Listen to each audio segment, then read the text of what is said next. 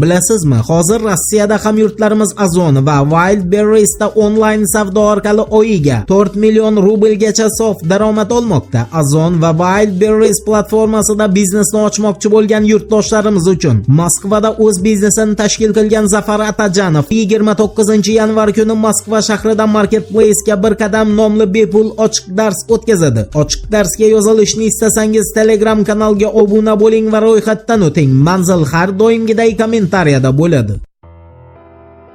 Assalomu alaykum qadrdon muxlis. Siz bilan siz bilgan va kutgan kanal Turfolim. 24-yanvar kuni Ukraina urushida ishtirok etayotgan barcha tomonlar uchun eng muhim kun bo'ldi desak, hech ham mubolag'a bo'lmasa kerak. Boisi aynan shu 24-yanvar kuni Polsha bosh vaziri Mateusz Morawiecki Varshavadan turib Germaniyaga tahdidli ohangda Berlin o'z aybini yuvish uchun endi Ukrainaga kamida 100 ta Leopard tanklari yetkazib berishi kerak degandan so'ng Germaniya kansleri Olaf Scholz janoblari va nihoyat Kiyevga urushni hal qiluvchi qurol sifatida e'tirof etilayotgan Leopard tanklarini berishga rasman rozilik bildirdi. Shunday qilib endi tarix takrorlanmoqda. To'g'rirog'i Rossiyaga qarshi nemis tanklari yana maydonda harakat qiladi. Qiziq tomoni shundaki, Germaniyaning Spiegel agentligining ma'lum qilishiga ko'ra, Sharqiy Yevropaga nemis tanklari ortilgan eshelon 23-yanvar kuni yo'lga chiqib bo'lgan.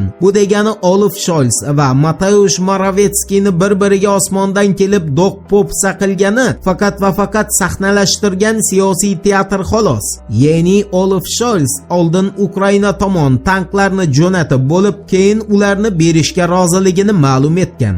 Aytgancha, harbiy ekspertlarning bildirishiga ko'ra, Germaniyaning Leopard tanklarini o'rganish uchun endilikda Ukraina armiyasiga kamida 2 hafta vaqt kerak bo'ladi. Ammo shuni unutmaslik kerakki, bordi-yu Leopardlarga NATO askarlari o'tiradigan bo'lsa, ularni nemis tanklarini o'rganishi shart emas. Sababi Leopard tanklari NATO harbiy texnikasining asosiy qismini tashkil etadi. Rossiya Davlat dumasi deputati Yevgeniy Fyodorovning Komsomol haqiqatiga bildirishiga ko'ra, Leopardlar Rossiyaga qarshi ishga tushgan kun yangi jahon urushini birinchi kuni sifatida qayd qilinadi. Negaki nemis texnikasini Rossiyaga qarshi jangga kirishi aslini olganda yirik siyosiy harbiy tadbir ham sanaladi. Eng achinarlisi shuki, Yevgeniy Fyodorovga ko'ra, Germaniya o'z qurolini Ukrainaga berib, ikkinchi jahon urushidan keyin o'zi imzolagan kapitulyatsiya to'g'risidagi bitimni ham buzdi. Unga ko'ra Germaniyaning hech qanday harbiy texnikasi Moskvaga qarshi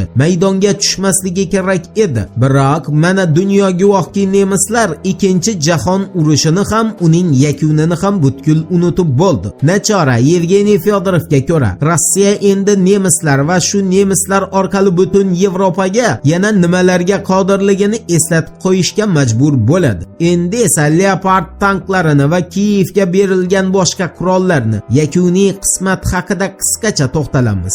Ukrainada harakat qilayotgan Chechenistonning Ahmad guruhi qo'mondoni Alaudzinovning RIA agentligiga alohida ta'kidlashiga ko'ra, nemislarning Leopard tanklari bo'ladimi yoki amerikaliklarning Abrams tanklari bo'ladimi, ularni barchasi jang maydonida bir xil yonadi va Rossiya armiyasi bu qurollarni yo'q qilish uchun endi o'zida bor bo'lgan barcha qurollarni ishga soladi. Ammo Alaudzinovga ko'ra, Rossiya hali o'zini hech qanday og'ir qurollarini qo'llash niyatida emas va bunday reja yo'q. Boisi Alaudzinovning izohlashiga ko'ra, bordi-yu Ukrainaga mas'ul bo'lgan bosh shtab yirik turdagi raketalarni qo'llashni rejalashtirayotgan bo'lsa, xuddi Mariupoldagi Azovstal zavodida kuzatilgani kabi Ukrainadagi barcha askarlarga hududni zudlik bilan tark etishni oldindan buyurgan bo'lardi. Alaudzinovga ko'ra, Rossiya Ukrainada o'shanda yirik turdagi ballistik raketadan bori yo'g'i bir dona qo'llagan edi va bu raketa ishga tushmasdan oldin Mariupol atrofidagi qo'shin ogohlantirilgan. Hozir esa unday buyruq yo'q. Demak, Rossiya hozircha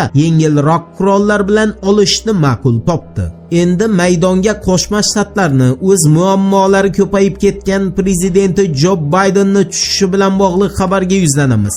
Sky News Arabiya agentligining 24-yanvar kungi xabariga ko'ra, Jo Bayden o'zi o'ta og'ir ahvoldaligiga qaramay Ukrainaga 10 ta Abrams tanklarini berishni rejalashtirmoqda. Biroq shuni nazardan qochirmaslik kerakki, Baydenni Delaware shtatidagi uyidan 24-yanvar kuni yana Amerika Qo'shma Shtatlari hukumatiga tegishli bo'lgan maxfiy hujjatlar topildi va ularni topilishi endi Baydenni keyingi saylovlardan butunlay mahrum etadi. Voqealar rivojini birgalikda kuzatamiz. Turfolam bilan qoling.